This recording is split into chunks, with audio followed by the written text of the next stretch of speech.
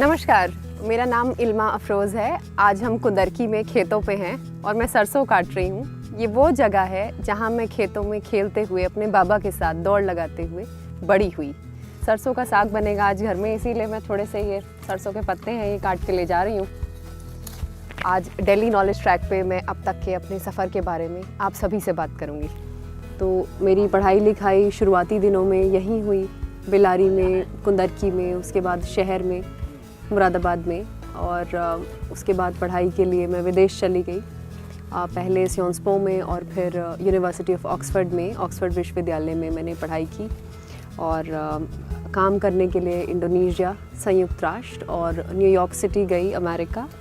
यहाँ आके यहाँ की मिट्टी में जो सुकून, जो खुशी मुझे मिलती है वो दुनिया में किसी मुल्क में मैं चली जाऊँ वो सुकून मुझे नहीं मिला। देश की सेवा के लिए मैंने भारतीय पुलिस सेवा ज्वाइन करने का निर्णय लिया। तो उस वक्त जब इम्तहान दिया तो बहुत सुनना पड़ा अम्मी को भी कि लौंडिया है क्या कर लेगी, और ये मेरे हर एक अचीवमेंट पे, चाहे वो छोटी से छोटा कोई अटेनमेंट हो, चाहे वो एक सर्टिफिकेट हो, किसी डिबेट को जीत के लाई हूँ, चाहे वो ऑक्सफोर्ड यूनिवर्सिटी की मेरी जो है वो अंक तालिका हो वो मैं लेके आऊँ घर पे, अम्मी को हमेशा सुनना पड़ता था कि लौंडिया है, काहे सर चढ़ा रही हो, क्या कर लेगी। अब मेरी ट्रेनिंग राष्ट्रीय पुलिस एकेडमी हैदराबाद में होगी और मेरे पिता, मेरे बाबा, उन्होंने जो ज़िंदगी में मेहनत की, जिस तरीके से उनका पसीना निकलता रहता था और वो खेतों में काम करते हुए थे, तो उनका जो एक ज़िंदगी में जो मेरे जहन में एक फ़िगर रही बाबा की खेतों में काम करते हुए, वो एक बहुत मोटिवेटिंग, बहुत स्ट्रॉन्ग फैक्टर था मेरे लिए वापस भारत आकर अपने देश की सेवा करने का, अपने लोगों के लिए काम करने का। जिन लोगों के पसीने से, मेहनत की कमाई से मैं इस लायक बनी कि सिविल सर्विसेज का इम्तहान पास कर सकूं। अब ये मुझ पे पूरी सच्ची निष्ठा के साथ, पूरी ईमानदारी के साथ, सच्चाई के साथ देश की सेवा करना चाहती हूँ।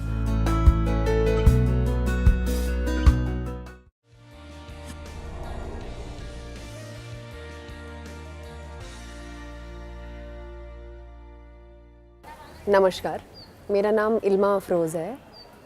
मैं कस्बा कुंदरकी, ज़िला मुरादाबाद, उत्तर प्रदेश की रहने वाली हूँ। इस साल 2018 में मेरा चयन आईपीएस के लिए हुआ है और अब मैं हैदराबाद में राष्ट्रीय पुलिस एकेडमी में ऑफिसर ट्रेनिंग के तौर पे काम करूँगी। तो मेरी जो पहली याद है यहाँ पे अपने घर में, वो मेरे बाबा के साथ है। मेरे पिता काजी अफरोज़ अहमद, जिनका देहांत हो गया था जब मैं 14 साल की थी। तो हम लोग खेतों में घूमा करते थे। वहीं पे बाबा ने मुझे पढ़ाई लिखाई करने का शौक़ मेरे अंदर पैदा किया, जज्बा। कभी खेतों में आम तोड़ते हुए, कभी गेहूं काटते हुए, तो कभी पानी में छलांग लगाते हुए, जो हमारे यहाँ पानी चल रहा होता था खेत में। तो इस तरीके से ज़िंदगी हमारी एक बड़ी खुशगवार, एक बहुत खूबसूरत ज़िंदगी थी। और मेरी अम्मी मुझे पढ़ाया करती थी घर में, बाबा हिंदी पढ़ा देते थे या ड्राइंग करना सिखा देते थे, और अखबार पढ़ने की आदत मेरे बाबा ने मुझे डाली हिंदी का। तो वहीं से जो है ये हिंदी का प्रेम जो है वो बहुत रहा। तो मेरे पिता कोई रूढ़िवादी सोच के व्यक्ति नहीं थे। वो हमेशा से मुझे अच्छे से पढ़ाना चाहते थे और मुझे ज़िंदगी में जो भी ज़िंदगी जीने का जो आत्मविश्वास होता है वो अपने किसान पिता से मिला। तो अप्रैल में हर साल मेरे कोर्स की किताबें आती थी और वो तब जब बाबा गेहूँ लेवी पे डाल के आते थे, जहाँ पे सरकारी एमएसपी पे जो भी प्राइस होता था, जैसे कभी 625 रुपये क्विंटल या जो भी प्राइस रहता था, उस पे बाबा गेहूँ डाल के सरकारी लेवी पे और फिर पैसे लाते थे और फिर किताबें फ़ौरन में जाके ख़रीदती थी। तो वो मुझे लगता है उस वक्त किताबें लेके जो खुशी महसूस होती थी जब बाबा गेहूँ डाल के आते थे, तो वो उससे ज़्यादा खुशी मुझे ज़िंदगी में उसका एहसास तो शायद तब भी नहीं हुआ जब मेरा ऑक्सफोर्ड में दाखिला हुआ या मैंने ऑक्सफोर्ड के लिए किताबें ख़रीदी। खैर, इस तरीके से हमारी बड़ी खुशगवार ज़िंदगी चल रही थी। फिर मेरे बाबा को कार्सिनोमा हो गया, जो कि कैंसर की एक फॉर्म होती है, और इस छोटी सी जगह पे कोई इस तरीके के इलाज की व्यवस्था नहीं है, कभी नहीं थी। तो मेरे पिता का देहांत हो गया और ये अफ़सोस आज तक मेरे अंदर है। तो हमारा क्या एक ऐसा घर हमारा रहा कि जिसमें जैसे मानो घर के ऊपर छत ना हो, और जिस घर पे छत नहीं होती उसे तूफ़ान बहुत घेरते हैं, वहाँ आसानी से पत्थर मारे जा सकते हैं। यही हमारे साथ भी हुआ। घर में पिता नहीं थे, मुझे पढ़ने का बहुत शौक़ था और मैं बहुत ज़िंदगी में मेहनत पे भरोसा रखने वाली, ख़ुद की हिम्मत पे, जो मेरे अंदर जज्बा मेरे पिता ने, मेरी अम्मी ने मुझे दिया, अब उसी जज्बे के सहारे कुंदरकी से निकल के, देहात के क्षेत्र से निकल के ज़िंदगी में हिम्मत के बल पे आगे बढ़ना चाहती थी। तो फिर जो आजकल होता है बच्चों में कि कोचिंग कर ली, जाके किसी जगह बाहर चले गए और फिर इंजीनियरिंग और मेडिकल की पढ़ाई कर ली, वो तो यहाँ पे मुमकिन नहीं था, क्योंकि पिता के देहांत के बाद अम्मी किसी तरह मुझे और मेरे छोटे भाई को पढ़ा रही थी। तो फिर मैंने ये डिसाइड किया कि जो है हमारे हालात, जो उसमें मुमकिन जो सबसे अच्छा हो सकता है वो यही था कि मैं साइंस ना पढ़ के कोई इस तरीके की पढ़ाई कर लूँ जिसमें ये कोचिंग का, मोटी किताबों का ख़र्चा ना हो। फिर जब मैंने इंटर पास कर लिया तो फिर बीए के लिए दाखिला दिल्ली विश्वविद्यालय के प्रतिष्ठित सेंट स्टीवंस कॉलेज में लिया, और ये मेरी ज़िंदगी का आज तक का शायद सबसे अच्छा फ़ैसला था। और जो अपनी ज़िंदगी के सबसे खूबसूरत 3 साल मैंने बिताए, उनमें से 3 साल सेंट स्टीवंस कॉलेज में, उसके प्रांगण में बिताए। सेंट स्टीवंस कॉलेज से दर्शन शास्त्र की मैंने पढ़ाई की और बहुत सीखा, और मुझे बड़ी खुशी है कि मैंने दर्शन शास्त्र पढ़ने का निर्णय लिया, मेडिकल या इंजीनियरिंग की दौड़ में शुमार ना होके। खुद पे भरोसा रखा और ये सोचा कि अगर मैं ज़िंदगी में मेहनत करूँगी, अम्मी हमेशा मुझे सिखाती थी कि अगर सिल के पत्थर पे भी निशान आ सकते हैं, या अगर आप कुएं से पानी खींच रहे होगे तो उस पर भी रस्सी का निशान आ जाता है पत्थर पे, और बूंद बूंद से घड़ा भर जाता है। तो अगर मैं मेहनत करती रहूँगी ज़िंदगी में तो यकीनन मंजिल मेरी होगी। तो अम्मी ने मुझे अपने अंदर की शक्ति को पहचानने का जज्बा दिया, क़ुव्वत दी, और मैं धीरे धीरे मेहनत करती रही।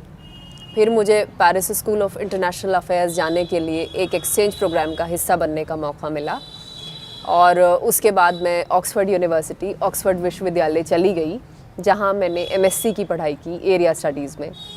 और ऑक्सफोर्ड का जो ऑक्सफोर्ड यूनियन का मेरा जो अनुभव रहा वो आंखें खोलने वाला था, बहुत ही प्यारा तजर्बा रहा। वहाँ मैंने सीखा, दुनिया के अलग अलग देशों के बच्चे वहाँ आते हैं, compete करते हैं, डिबेटिंग करते हैं, उनके विचारों को समझने का, ये जानने का कि दुनिया किस तरीके से सोचती है, क्या मुख्तलिफ सोचने के अंदाज़ हैं, बातचीत के किस तरीके के स्टार्टअप्स की बात हो रही है, दुनिया कहाँ जा रही है, किस तरीके की नई तकनीक, नवाचार, इनोवेशन, ये सब हो रहा है। तो ऑक्सफोर्ड में बिताया गया टाइम बहुत ही अच्छा रहा।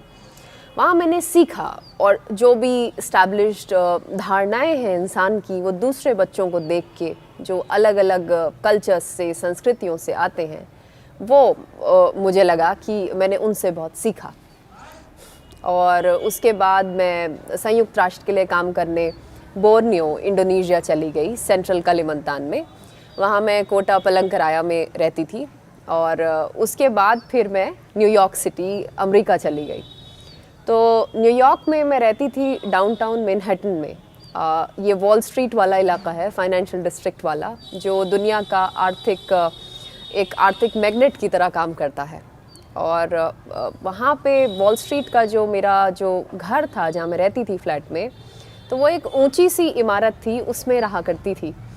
और बहुत ही खूबसूरत जो है वहाँ से सामने से एम्पायर स्टेट बिल्डिंग जो मिड टाउन मैनहट्टन में है वो दिखती है। तो रात को वो रंग बदल रही होती थी, और जब मैं अपनी ऐसे दीवार जो थी एक तरफ की, वो जैसे यहाँ पे तो ये है, वहाँ ऐसे शीशे की दीवार पूरी, उससे मैं झांका करती थी, तो वो एम्पायर स्टेट बिल्डिंग सामने रंग बदलती हुई खूबसूरत सी दिखती थी। तो मेरी ज़िंदगी का जो कॉन्ट्रास्ट था, यहाँ बांध के पलंग वाली ज़िंदगी, छप्पर वाली ज़िंदगी छप्पर के तले, और वहाँ पे मिड टाउन डाउनटाउन मैनहट्टन की जो मेरी लाइफ थी, वो बहुत कॉन्ट्रास्ट था। लेकिन जो लोग मेरी ज़िंदगी में माने रखते हैं, जिनकी मुझे ज़रूरत थी, जिनसे मुझे बहुत मोहब्बत है, मेरा देश, मेरी अम्मी, मेरा छोटा भाई, वो लोग सब भारत में। तो अमेरिका से वापस लौटकर अम्मी की सेवा के लिए, देश की सेवा के लिए मैंने भारतीय पुलिस सेवा ज्वाइन करने का निर्णय लिया। तो उस वक्त जब इम्तहान दिया तो बहुत सुनना पड़ा अम्मी को भी कि लौंडिया है क्या कर लेगी। और ये मेरे हर एक अचीवमेंट पे, चाहे वो छोटी से छोटा कोई अटेनमेंट हो, चाहे वो एक सर्टिफिकेट हो, किसी डिबेट को जीत के लाई हूँ, चाहे वो ऑक्सफोर्ड यूनिवर्सिटी की मेरी जो है वो अंक तालिका हो, वो मैं लेके आऊँ घर पे, अम्मी को हमेशा सुनना पड़ता था कि लौंडिया है, काहे सर चढ़ा रही हो, क्या कर लेगी। तो यही सिविल सर्विस की तैयारी के दौरान हुआ, जब मैं संघर्ष कर रही थी तैयारी के लिए, दिल्ली में कोशिश कर रही थी पढ़ने की, यहाँ पे भी घर पे भी। तो अम्मी ने हमेशा मुझे हौसला दिया कि खुद पे हिम्मत रखो और उसका नतीजा बहुत अच्छा होगा।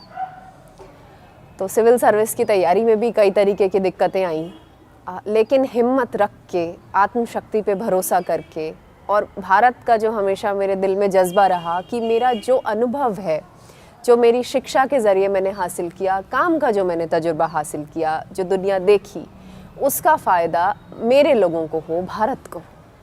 महात्मा गांधी का एक तलिस्मान है जो एनसीईआरटी की किताबों में जैसे ही आप खोलें सबसे पहले लिखा हुआ होता है कि अगर आप किसी दुविधा में पड़ जाएं तो सबसे पहले उस व्यक्ति को याद करें जो सबसे दरिद्र हो और सबसे अंधेरे कोने में गांव में हो।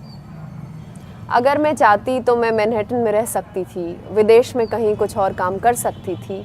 अलग अलग वतनों में, अलग अलग जगहों में मैं रही, फ्रांस में भी रही, इंग्लैंड में भी रही, अमेरिका में रही, इंडोनेशिया में होती थी। मगर जो खुशी मुझे भारत की ज़मीन में मिली, मिट्टी में मिली, आखिर इसी मिट्टी से आए हैं, इसी मिट्टी में लौट के जाना है, तो जो हूँ देश की सेवा के लिए हूँ। तैयारी में दिक्कतें आती थीं, लेकिन अम्मी ने हमेशा सिखाया कि करत करत अभ्यास के जड़मती होत सुजान। कितनी मेहनत कर, इतनी कर कि कभी ज़िंदगी में शिकायत न रहे कि मैं और कर सकती थी, मैंने किया नहीं। जब मैं 5वीं कक्षा में थी, 10 साल की थी, तब पता चला कि बाबा को कार्सिनोमा है। मेरे को कार्सिनोमा पढ़ना नहीं आता था जो उनकी रिपोर्ट आई थी। तो जब बाबा ने बायोप्सी कराई तो कैंसर का उनका इलाज हुआ, लेकिन जब उनका देहांत हो गया तो हमारा उसमें काफ़ी इलाज में जो है बिल्कुल एक तरीके से जो है घर खाली सा हो गया था। और जब बाबा नहीं रहे तो जैसे होता है ना कि घर पे छत नहीं है, और जिस घर पे छत नहीं उसे तूफ़ान घेरते हैं। उसमें आसानी से कंकड़ पत्थर मारा जा सकता है, उसे तूफ़ान घेर लेते हैं, कोई बचाने वाला नहीं होता। जैसे खेत में फसल पड़ी है तो जिसका मालिक ही नहीं है तो उसे उठा के भी लाने के लिए और ज़्यादा दिक्कतें होती हैं, जो बाबा के ज़िंदा रहते कभी नहीं थी। और जब मैं शहर को पढ़ने जाती थी तो अम्मी सुबह को रोटियाँ घी लगा के लपेट के दे देती थी कि ये खा लिए, और बच्चे शहर के किस्म किस्म का नाश्ता लाए थे वहाँ, लेकिन हमारे इतना नहीं होता था। लेकिन अम्मी ने ज़िंदगी में ये चीज़ हमेशा से मेरे अंदर डाली कि तू जो है काबिल है, अपनी काबिलियत से पहचानी जा, अपने लाए हुए रोटियों के साथ क्या है इससे नहीं। जब स्कूल में कभी समर कैंप लगता था और बच्चे किस्म किस्म के कपड़े पहन के आते थे, लेकिन मेरे पास जब कुछ नहीं होता तो 2 ही शलवार कमीज़ थे, अफसोस भी होता था। तो जो स्कूल की वर्दी है वही पहन के चली जाती थी समर कैंप में। लोग मजाक भी उड़ाते थे, हंसते भी थे। मुझे भी मालूम था कि ज़िंदगी जो है एक दिन ज़रूर उजियारा लेके मेरे लिए आएगी, और उम्मीद मैंने कभी छोड़ी नहीं। एक बार हुआ ऐसा कि जब ऑक्सफोर्ड में पढ़ रही थी तो बर्फ़ पड़ रही थी वहाँ। अब जो यहाँ से जो शॉल और जो सूटर यहाँ से लेके गई थी वो ठंड में काम नहीं कर रहा वहाँ की, ऐसे शॉल सूटर पहन लिया उसमें, तो फिर किसी तरीके से वहाँ पार्ट टाइम जॉब की, फिर जाके जो है कोट ख़रीदा लंबा वाला। तो ज़िंदगी में चाहे तो वो तूफ़ान आया हो, चाहे बर्फ़ पड़ी हो इंग्लैंड में, तो चाहे वो यहाँ बस से जाना हो शहर पढ़ने के लिए, चाहे वो कभी और कोई दिक्कत घेरी हो, अम्मी ने हमेशा हिम्मत रखनी सिखाई। जब अम्मी मुझे पढ़ा रही थी और मैं दिल्ली चली गई सेंट स्टीवंस में पढ़ने, और भैया भी, मेरा छोटा भैया किरोड़ीमल कॉलेज में पढ़ने चला गया, अम्मी इतने साल तक अकेले रहीं घर पे और हमेशा सुनती रहीं कि लौंडिया को पढ़ा के क्या कोई तीर मार लेगी, क्या कर लेगी, क्या ही है, कद्दू में तीर थोड़ी लगा है, और जान चीज़ होती है लौंडिया, पराई चीज़ है, क्या कर लेगी तुम्हारी लौंडिया। अम्मी ने उन चीज़ों को कभी भी जो है अपने ऊपर हावी नहीं किया। अम्मी को भी तकलीफ़ होती थी। मेरी अम्मी ने, मुझे याद नहीं पड़ता कि कभी अपने लिए कोई स्वेटर भी ख़रीदा होगा, इसलिए कि मेरे पास गर्म कपड़े आ सके। मेरे भाई ने बहुत सेक्रीफाइसेस की मुझे बनाने के लिए, पढ़ाने के लिए। जब मैं जा रही थी विलायत, तो साथ में ले जाने के लिए करेंसी बदल के कुछ हाथ में पैसे होने चाहिए। स्कॉलरशिप तो जब बैंक अकाउंट खुलता है कुछ दिन बाद ही आती है, उसमें लग जाते हैं 4-5 वर्किंग डे। तो मेरे भाई ने अम्मी से कहा कि इसके दहेज की ना सोचें आप अम्मी, और अगर कुछ इसके लिए बचा के रखा हो दहेज के लिए तो अब दे दें, ताकि मेरी बहन पढ़ सके। और जाते हुए मुझे याद है 274 यूरो उसने मुझे दिए थे। कुछ घर में जो कुछ था जो मेरे दहेज के लिए रखा था उसे हटा के, जेवर को बेच के, वो 274 यूरो उसने बदलवाए थे करेंसी के, और मुझे दिए थे कि जा तू जा पढ़ने, बुढ़िया तू पढ़ ले। मेरे भाई ने मुझे बनाया जिस लायक भी बनाया। वो कोई आम भाई नहीं है कि कहता कि घर में जाके तू रोटी पका। उसने हमेशा कहा कि तू भाई सुरक्षा मांगने की चीज़ नहीं, देने की है। इसीलिए जब डैफ भर रही थी, जो हमारा एप्लीकेशन फार्म होता है ना सिविल सर्विसेज का, उसमें जब सेवाओं की प्रेफरेंसेस देनी होती हैं, जैसे पहले पे मैंने लिखी थी भारतीय प्रशासनिक सेवा, तो दूसरे नंबर पे भारतीय पुलिस सेवा, भारतीय विदेश सेवा को नंबर 10 पे रखा। मेरे भाई ने कहा कि अभी ऐसा ना हो जैसे मैं कहीं बाहर जा रही हूँ, या कोई भी बेटी बाहर जा रही है, रात को बाहर जा रही है, तो थोड़ा दिल में ये डर रहता है कि बेटी है, कोई देख ना ले, कोई कुछ बुरा भला ना कह दे, कुछ गलत बात ना हो जाए, कोई जुल्म ना हो जाए बेटी पे। मेरे भाई ने कहा कि मैं नहीं चाहता कि 10 साल बाद तुझे दहेज दे दूं मैं, और फिर तुझ पे कोई हाथ उठाए, तुझे कोई बुरा कहे। भाई तू इस लायक बन कि तुझे दहेज की ज़रूरत ना रहे। और आज उसने बना दिया इस लायक। सलाम है ऐसी सोच को, ऐसे भाई को। जब मैं पहली बार जा रही थी विलायत, तो मेरी उम्र उस वक्त 19.5 साल थी, और मेरा जो छोटा भाई है वो मेरे से छोटा है, मगर उसने ऐसे ज़िंदगी में इतनी कुर्बानी मेरे लिए दी है, इतना त्याग किया है। जैसे अगर कभी बाज़ार चले गए, वो भी दिल्ली में पढ़ता है, संस्कृत साहित्य विषय पढ़ा उसने किरोड़ीमल कॉलेज में। अपने वास्ते उसने कभी एक जीन्स नहीं खरीदी। अब उसकी पहली जीन्स मैंने, जब मेरा चयन हो गया, तब दिलाई।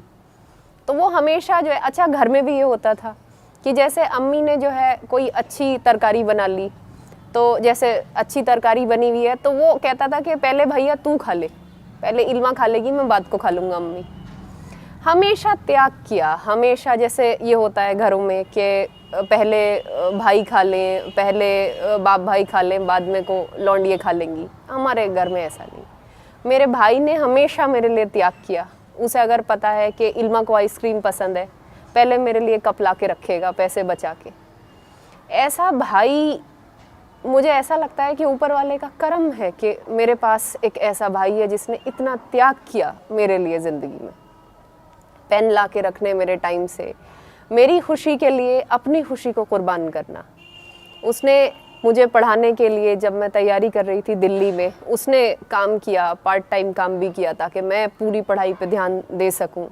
अब भी वो कर रहा है पूरी कोशिश कि मैं अपनी ज़िंदगी में मैं मजबूत रहूं, अपने सपनों को, उसकी उड़ान को कभी कैद नहीं करना, कभी ये नहीं सोचना कि तुम ये नहीं कर सकती, और अपने क़ुव्वत के साथ, अपने पोटेंशियल के साथ इंसाफ करो। तो जब मैं दिल्ली में पढ़ रही थी तो अपने कॉलेज का ख़र्चा चलाने के लिए डिबेटिंग किया करती थी, और शाम को जब कोई डिबेट जीत के मैं वापस आती थी तो जो 500 रुपये का 1000 रुपये का जो चेक मिलता था उससे मेरा रोज़मर्रा का ख़र्चा चलता था दिल्ली में। इसी तरीके से जो पढ़ाई हो रही थी कॉलेज में वो मेरी छात्रवृत्ति पे होती थी। मुझे कई सारी छात्रवृत्ति सेंट स्टीवंस कॉलेज ने दी। इसी तरीके से विलायत में भी जब ऑक्सफोर्ड में मेरी पढ़ाई हुई तो वो स्कॉलरशिप पे हुई, तो स्कॉलरशिप से बहुत सपोर्ट मिला। और जो मेरा ख़ुद का ख़र्चा होता था उसके लिए मैं पार्ट टाइम जॉब करती थी।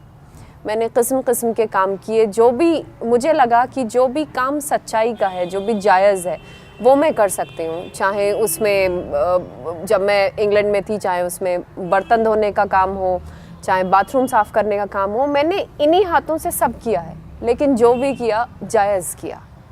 मुझे अपनी हिम्मत पे, अपनी मेहनत पे, खुद पे पूरा भरोसा था और उसी हिम्मत के साथ मैं आगे बढ़ती रही। मेरी अम्मी ने मेरे लिए हमेशा मेरे साथ खड़ी रही। कभी इस तरीके की मेरे अंदर ये भाव नहीं आने दिया कि ये लड़की है तो ये कुछ कम है या ज़िंदगी में ये नहीं कर सकती ये चीज़। मैंने कहा कि अम्मी पढ़ने के लिए मुझे दिल्ली जाना है तो दिल्ली जा, फिर कहा कि विदेश जाना है तो विदेश जा। कभी किसी किस्म की कोई पाबंदी हमारे घर में नहीं रही।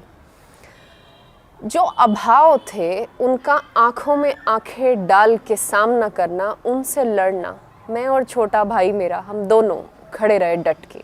जैसे जब हम जा रहे थे, मैं जा रही थी पढ़ने, तो एयरपोर्ट पे छोड़ने के लिए मेरा छोटा सा भाई 16 साढ़े 16 साल का था, वो खड़ा था मेरे साथ रात को। और चाहे करेंसी चेंज कराना हो, चाहे पासपोर्ट बनवाना हो, हर कदम पे मेरा साथ दिया। लोग मजाक उड़ाते थे, हंसते थे कि क्या कर लेगी, लौंडिया है, इतने दिमाग काहे ख़राब किए हैं। किस्म किस्म की बातें करते थे अम्मी को कि इसे घर बिठाओ। एक ये भी कहा गया, बहुत लोगों ने कहा कि ज़्यादा पढ़ लिख जाएगी तो इसका कहीं रिश्ता नहीं होने का, इसलिए ज़्यादा पढ़ाना लिखाना बेकार है लड़कियों को। अम्मी ने कहा कि नहीं, मेरी बेटी पढ़ेगी और जिसने इसे पैदा किया है वही ज़िंदगी में इसका रास्ता भी ढूंढेगा, ऊपर वाला। मैं चाहती तो विदेश में रह के अपने लिए एक पैकेज ज़िंदगी गुजार सकती थी, उसमें शायद मेरा अपना खुद का भला होता। लेकिन जो खुशी मुझे यहाँ बान के पलंग पे बैठ के छप्पर के तले अपनी अम्मी की सेवा करते हुए अपने देशवासियों के साथ मिलती है, वो खुशी मुझे दुनिया में कहीं उसका एहसास नहीं हुआ। बड़ी खुशी है, बड़ा सुकून है मुझे यहाँ की मिट्टी में, यहाँ वापस आके भारत में अपने भाई के साथ, अपने शिक्षकों के साथ, अपने लोगों के साथ। और मुझे उम्मीद है कि सच्ची निष्ठा, पूरी ईमानदारी और साहस के साथ अपने कर्तव्य का जो भी मुझे जिम्मेदारी दी जाएगी उसका मैं सच्ची निष्ठा के साथ पालन करूँगी। सत्यमेव जयते। जय हिंद, जय भारत।